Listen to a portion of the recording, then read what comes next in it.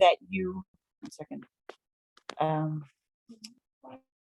Okay, so hello everybody, good morning. Today we are marking Yom HaZikaron in Israel, so we are going to stop this class in 15 minutes, and whoever wants will go to Betzalel with a Tehillim and say Tehillim over there for the siren. So we're going to give everybody a little bit of chance.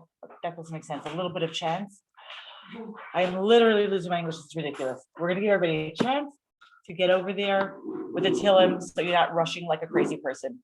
So I will do the rushing here and I will talk and then we're going to come back afterwards and we're going to finish class. Yes, because in 15 minutes, we're not actually going to be able to do very much for this class, believe it or not. So this week's Parsha, we have a double header. It is Parsha's Tazria and Metzora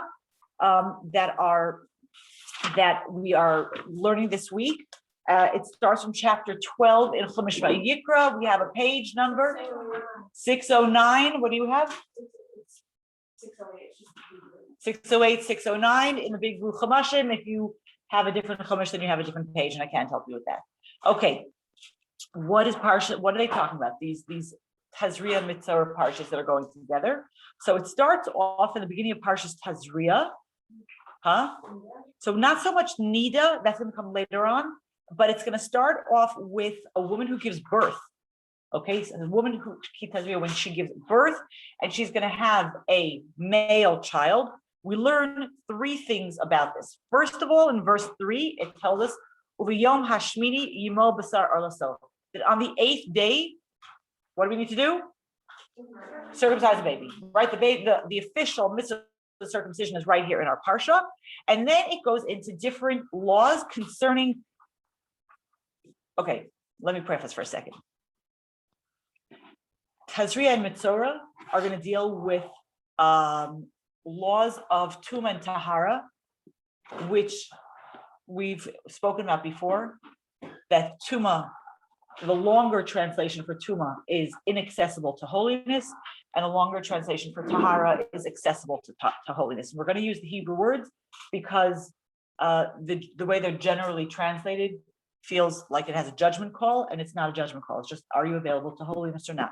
The next thing that the Torah, I remember to put it in here because the next thing the Torah is going to talk about is that after a woman gives birth, she's going to be in a state of Tuma, and she will not be able to go to the temple for 33 days. Okay? And if she has a girl, which is in verse 5, if she has a girl, then she will be she has the first of the regular her Mida period of having bodily emission that is blood related. That sounds really terrible, but I don't know how to say it in any other way. I mean, it's this is what it is. She had gave birth, and then she's going to have for 66 days she will have this. She will be in a state of Tuma, and she will not be able to go to the Beis Hamikdash. She will not be able to go to the temple or to the tabernacle in order to bring her sacrifices. Okay. Generally speaking, after a woman would give birth in temple times, you would want to give a thanks offering. Probably, thank you, God. We all lived through this experience. I know in 2021 it doesn't seem to be like such a big thing to say thank you for, even though it really is. But back in biblical times, the fact that you would have lived through the experience was definitely Thanksgiving worthy. And also they say that the woman would probably also have to bring a chatas, a sin offering, for anything that she would have said during birth, oaths that she would have made, or things she would have said that she maybe afterwards would regret, like, you never can come next to me ever again, things like that. So yes, you would also bring a chatas offering that's for forgiveness. Yes, Juliana. I was just saying that we were told that it was just a sin offering. No, so it wasn't also, but it wasn't. No, so I'm saying you could. A Thanksgiving offering is never mandated. It's always a voluntary thing. I could tell you have to atone for something you do. I can't tell you have to be grateful. I could foster a sense of gratefulness, but I would definitely. I mean, if I had a chance to bring a Thanksgiving offering for having given birth to a live child, I would jump at the opportunity. Okay. And then it talks about what kind of sacrifice she would bring. and then she would become tahora. Now, we spoke about this also a little bit, but I do want to mention again that except for Kohanim, regular people do not have an obligation to live in a state of tahara. They do not. Yes, so I don't like using purity and impurity because it always feels like a judgment call. But tahara means, can I access holiness? Can I come? So a Kohen who has to work in the temple or the tabernacle or in temple times, eat gifts that are given to them by other Jews, which is going to happen even if you're not in the temple, right? The challah and blah, blah, blah, all those gifts that they get can only be done in a state of tahara. So Kohanim actually have a mandate to always stay in a state of tahara. Regular people did not have that obligation. There were people who always tried to stay in a state of tahara, so that they were very careful about what they ate, because if something was handled by somebody who was in a state of Tuma, that would transfer to the food and blah, blah, blah. Now, all this to us sounds like almost as weird as kaparas. Huh? Like, after you give Also, birth to a child, you're like, that's a lot of work. Well, you don't have to bring it right away at that point, but you couldn't bring it before then. Like, Which part is a lot of work? Giving birth is so much work, and then taking care of your baby is so much work. Correct. And you think about those other things. What other things do you have to do? I don't know. You have to, you know what there's, no, so all they're saying about the sacrifice is that you can't bring them before a certain time. You don't have, in general, it's just interesting to note, because when the temple's rebuilt, and we're going to need to know this information, whenever you have a sacrifice obligations, you have a year to fulfill your obligation.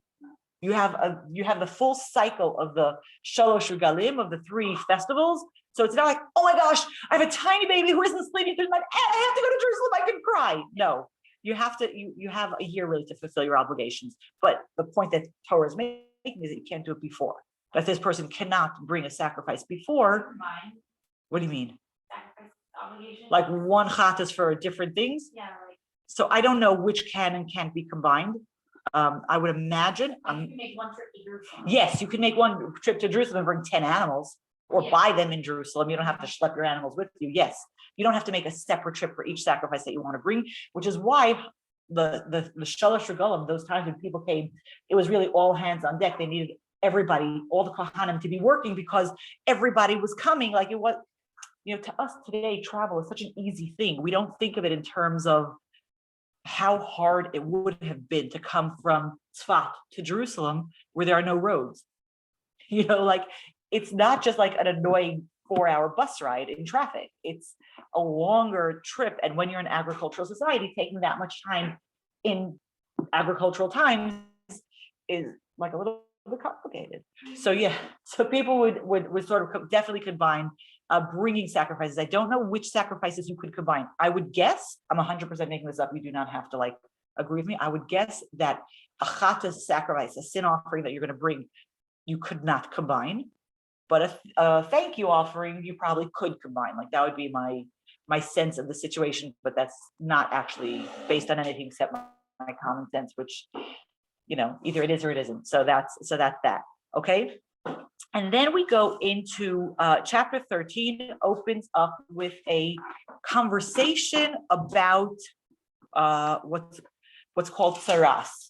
Okay, tsaras is very poorly translated as leprosy. Okay, the reason that tsaras is not leprosy is because leprosy is an actually very super contagious skin disease, and tsaras is not that.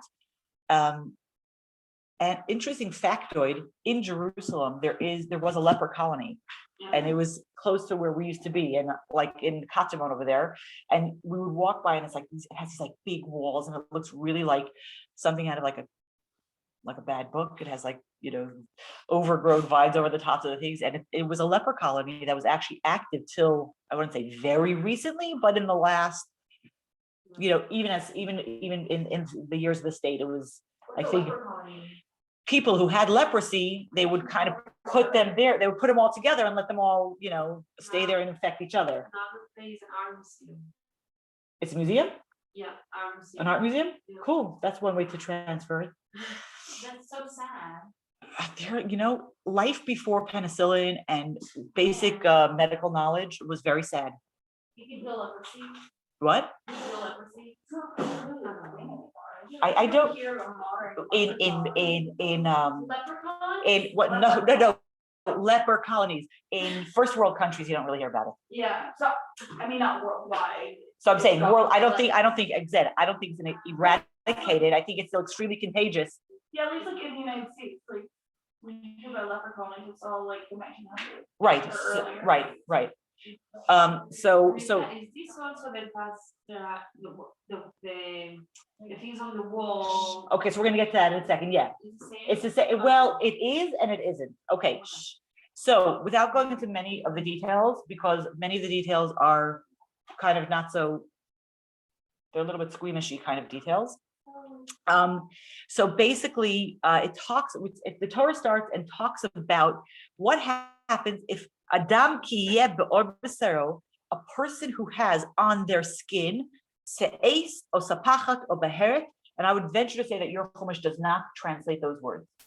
Am I right? Does it translate those words? Bet, chapter 13, verse 2. Yeah, right? It doesn't translate that, right? Anytime you have a word like, I have no idea what that is, it's a transliteration. So right, so it's right. So they're not actually going to translate them because they're basically shades of white that we don't really know. The Rambam translates them as the brightest being white as snow, and the dullest version being like egg white. And so if anybody here ever bought white paint? Or look at white paint samples. She was like, yes. How many options of white paint are there? Pages and pages, right? There's a lot. So, right. So I'm just saying, like, when you say white, it's not one color. So Torah here is highlighting 4 different colors. One, they say, is the Rambam says is comparable to snow white. One is like clean sheep's wool. I forgot what the third one is, and the dullest color is like egg white. And the conversation is what happens if a person has some kind of random, clearly looks like a dead patch of skin. Versions of white, we know that white is usually not a healthy skin color. We're not talking about pink white. We're talking about like those shades of white are not considered healthy colors, and then what happens with it? And so he's saying it's a negatzaras, and he's brought to Aaron HaKohen, echad mibanav HaKohanim. He's brought to Aaron, and the Kohen is going to see the nega. He's going to see this. He's going to see this affliction on his skin, and he's going to check. And he's going to check it out, and then the Kohen is going to see it, and he's going to time also. He's going to make him impure. He's going to make him tameh. Now, the Torah is going to continue and discuss at great length different versions of this affliction. And then, as Sylvie pointed out, it will talk about you could get such an affliction on clothing, natural materials. So you could get it on clothing made of linen or wool or cotton or leather. Obviously, polyester and synthetics were not like Torah fabric, so it isn't there, but it's talking about live, like things that are kind of based on live materials. They aren't alive. I know your cotton is not alive, but it comes from a living, growing source. So you could get some version, not the exact same, but you could get some version of tzarat on your clothing. And as Sylvie pointed out also, it could also have something that shows up on the walls of your house, on the stone walls of your house. You could, in fact, have tzarat. Okay. Now, I don't want to get into this. I want to pause. Okay. I want to pause for a second here. Can I do this? Second.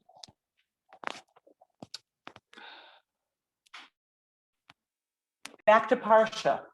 It's like a little bit of a shift now. Like we come back into Parsha. So I want to talk about a few things. First of all, I want to just go back to the beginning, chapter 13, verse 2. And it tells us Adam kiyeh be'or b'saro, and then it has eight, and all those words that they're not translating, right? What do we know about the word Adam, which means a person, not as Adam, but as a person? Anybody?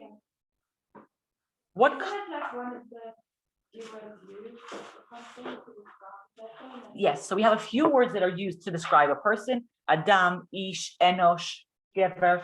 And Adam is, I think everyone, I don't know. Adam is one of the like very high names. When you talk about someone who's an Adam, you're talking about somebody who is an elevated person. They're not like a slouch someplace. They're like an Adam. They're like a person of substance. And so now we say, wait a second, somebody who's an Adam is going to get you're going to get tzara. You're going to get this type of affliction. So two things I want to say. First of all, that's the only kind of person who can possibly get this, right? We all know people who are allergic to certain things. If you eat, as a random example, wheat, you're going to get a reaction to it, right? Somebody who is not sensitive to it will not get a reaction. Here we have Adam, somebody who is a spiritually sensitive person, is going to have a reaction to the sin that will cause tzara. Okay, so that's one thing that I want to point out. And the other thing that I want to point out is that it's ba'or b'saro. It's only it's skin deep.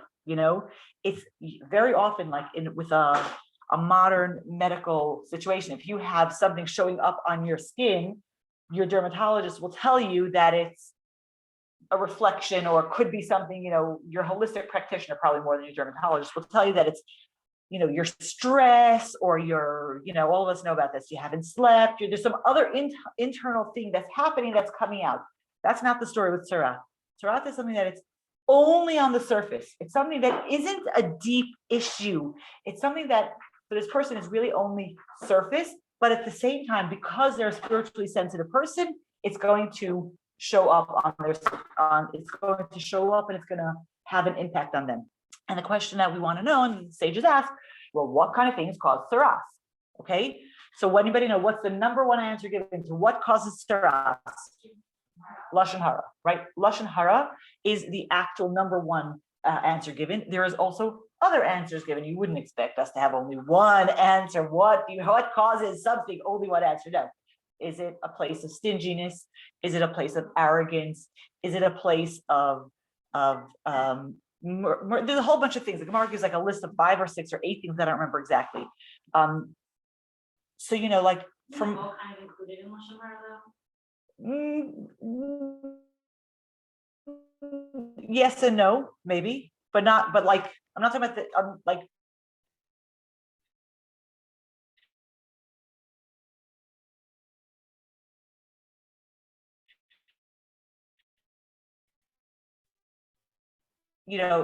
It's so funny because like if you look at what is like I don't know if it still is, and I'm definitely dating myself, but what's one of the you bring for tzaras is you're doing, or that's your place of atonement that's going to be coming through birds. So it's like when we think of lashon hara, forget about the stinginess and the arrogance and everything else as outgrowths of there's them as outgrowths of lashon hara. And you could also be arrogant and not talk lashon hara, right? But we unfortunately are not spiritually sensitive people who will have an outbreak on us if we speak lashon hara. Like, unfortunately, that's just not where we are spiritually. So the first thing that I want to say is that the person, it's not something that we have today. It's if it is, we'd all be walking around very, very white. Right? Whiter than you, like dead skin white, like not just white girl white. So the first thing is that there's a place that we're really not spiritually sensitive enough to get it. So that's, a plus and a minus that we don't have it. The other thing that's very interesting is, and they talk about it a lot in Chassidus, is that you need to have a Kohen to call it tzaras. The Kohen has to actually make a person tameh. And what's very, very interesting that the Talmud points out, that in verse 3, it says that the Kohen sees the nega, and he sees that it's deep and all the things, and the Kohen sees him and he makes him impure. So the Talmud says, why do you need to have CC? He sees the thing, he sees the lesion or whatever. That's a big word. Lesion's a nice word. He sees the lesion, he sees that it's saras, and then he sees him and then he makes him impure. Okay, he makes him tameh. So the Gemara is like, what? What's the extra language? You hear where the extra language question is coming in? So the Talmud tells us that saras is not a medical condition. So therefore, we need to look at the person in their real life and say, do I have to look at this? Does the Kohen, as soon as the Kohen sees it and he has to call it, do I have to look? And the Talmud tells us we don't look at lesions at different times. So for example, if Ola Regel, people come for Pesach to the Beis HaMikdash, the Kohen does not see, I think it's saras. My neighbor who's an expert is sure it's saras. The Kohen does not have to look. He can say, sorry, I'm out celebrating with my family, we're on a Chalamoid trip, come to us after Chag. We do not have to start the process with this person now. You can do it, he can do it afterwards. The same thing till 11:30. Okay. Thank you. And he also, the Talmud tells us that in a couple that just got married, let's say a couple got married and one of them come out with symptoms of saras, the Kohen does not look at the bride or the groom for the entire, whoever obviously has it, for the entire week of Sheva Brachot. We do not interfere with their simcha for this. She can get married. Yeah. Let's say they're saying, what if it came out right after they got married? They do not. On her. If it came out on her or on him, the Kohen does not look at them during Sheva Brachot. Now, if this was a medical condition, right, you can't say, oh, well, just let this person walk around the temple, while thousands of people are there. It's not a medical condition. It is not a contagious condition. It is a physical manifestation of a spiritual issue. And so therefore it's not contagious. If the person in that time will do any kind of inner work, then it could be that it will go away. But we do not say that at this time, in the middle of your Sheva Brachot, you're here for the holidays, we're gonna put you into isolation. Because what's the first step for tzaras? We isolate the person. And we isolate them so much, they don't have leper colonies. They're not allowed, obviously, they're not allowed to come into the temple, obviously. They're also, if you remember, in the camp, the tabernacle, around the tabernacle was the camp of the Levites, and around it was the camp of the Israelites, which in Israel is comparable to being the Beis HaMikdash, the temple, Jerusalem and out of Jerusalem. And the Metzora, the person who has Sarat, has to go out of all of those camps. He obviously can't come to the temple or the tabernacle, but he also can't go to the camp of the Levites. He can't go to the camp of the Israelites. He can't sit with other Metzorim. He cannot sit with other people who have Sarat. He has to be Badod Yeshev. He sits by himself, no Wi-Fi, no phones, and he has to really introspect and say, wait a second, where did I go wrong? And the Kohen comes after a week, checks it again, and sees, has it spread, has it developed? Can we now call it as Sarah? Like if it's a question and the person goes into isolation for a week, checks it after another week, checks it possibly after a third week. If it actually develops into Sarah, then he has to go through the purification process and it might clear up and it might stop by itself. It means because it's a physical manifestation of a spiritual thing, if I change my spiritual makeup, if I sit by myself and I listen and I say, wait a second, I was out of line. I did the wrong thing. I made a mistake, blah, blah, blah. Then it could change because that's the point of the whole point. You actually introspect and you should change. And Chassidus highlights the fact that there's a Kohen that starts the Tuma process, because that will start the purification process, because the Kohen in the Chumash is called Isha Chesed. The bracha to Levi is Tumecha B'Urechel Ish Chasidecha.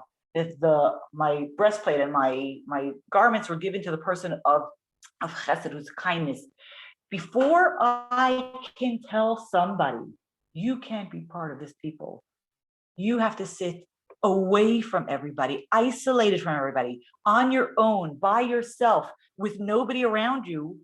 I have to really be careful and say, is this coming from a place of chesed? Is this coming from a place of trying to help? Or is this coming from like my anger issues or my control issues or my things? So for the Kohen over there, we don't have tzaras today, but for all of us today, when we look at another person and we want to say, you don't belong, you don't fit in, we need to ask ourselves, where is that coming from? Is it before we, want to rip a person down? We never do. I know we all just love everybody. We never want to say nasty things about anybody. We don't inadvertently, but let's say we sometimes do. Is it really, are we saying this to somebody because we want to help them, or because our mean streak is getting the better of us? So then that's a different conversation that's going on over here. Juliana, did you have a question I didn't get to? Yeah, I was just gonna ask, like, how long they normally stay for, but if it's internal, then, What like, do you if Sarah is a reflection of what's going on internally, then does it, It changes. so like, if you don't change, it's just gonna be forever, and then if you do, then it grows. Well, I'll tell you what the thing is. I think most of us, we don't make changes that we know we need to make because we aren't paying attention. We're distracting ourselves with other things, and therefore we convince ourselves that this issue isn't really an issue. It's not so bad. It's not so big thing.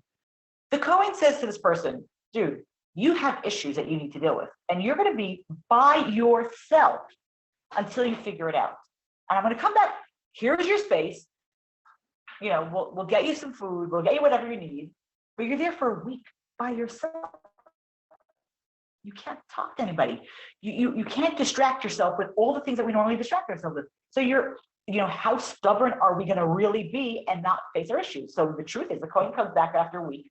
It either has gotten worse, so that means I've accepted, I'm moving, I'm working on the process of purification, or I'm still holding on to it, and you get kind of shut up for another week, and then I think it could even go to 3 weeks. And I think really, I don't know that this is something that would go on, and so you couldn't just live with the issue because you have nothing else to distract you. You can't just say like, oh, I'll just go party, I'll just go da da da da da da.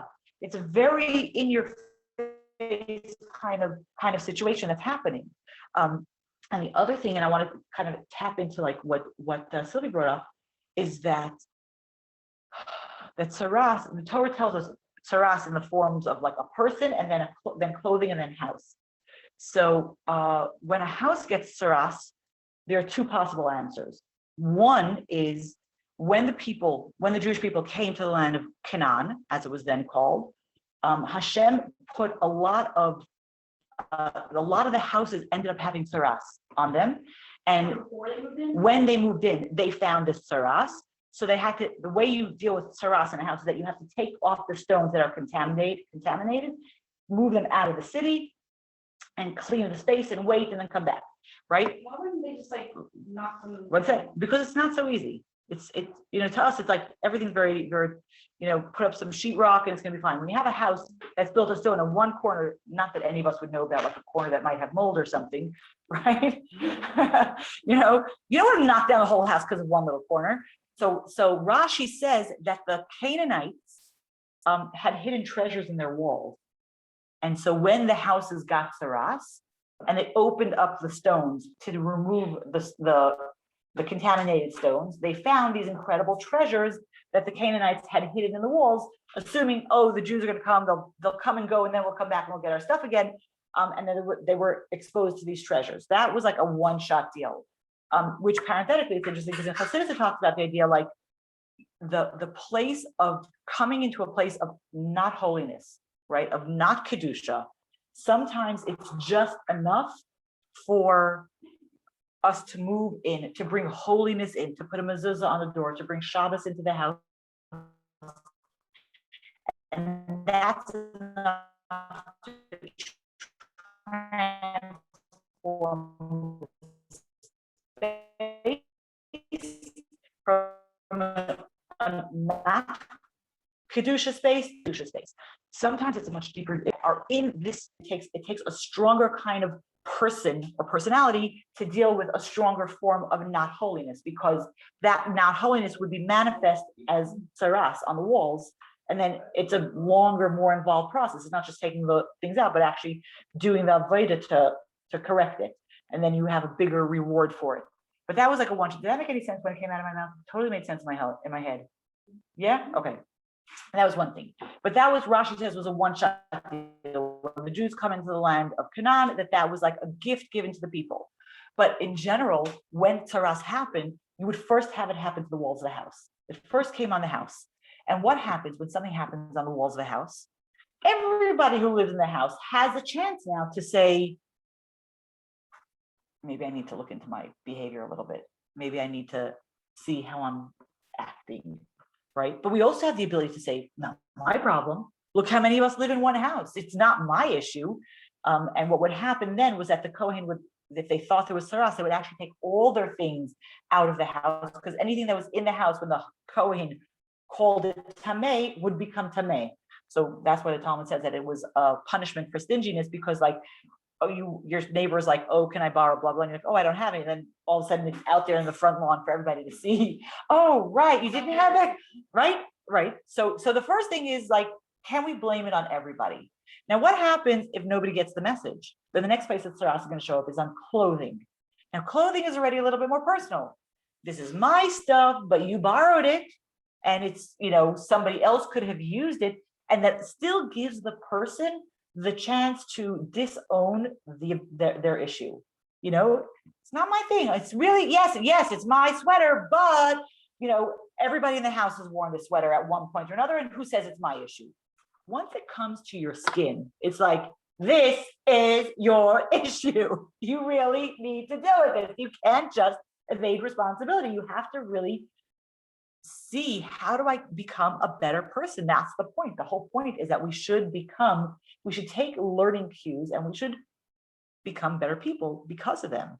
And that's really what the whole Tazria Metzora process is. It's talking about about facing things that are uncomfortable at best, and things that we're doing not so good, and to be able to say, can I do better? I am capable of doing better. Do I want to do better? And the place of the Kohen, of being this, coming from a place of chesed, is that we are aided to become better by somebody who really has our best interests at heart. There's a lot more. Guess what? Shocking enough, but we are in fact out of time. So I want to give us a bracha that we look at ourselves honestly, but with love, and be able to say, what is it that I need to tweak? What is it that I don't need to go into isolation in order to fix my situation, or what is it that I want to use the power of a Kohen and love to look at myself and be able to have something get a little bit better. Have an awesome rest of the day. This learning was in memory of all, for Yom HaZikaron, it was definitely in memory of everybody, and whoever lives, and unfortunately sometimes many people died for Eretz Yisrael, their neshamas should have an aliyah. They should be blessed with only good for them, for their families, and for all of us who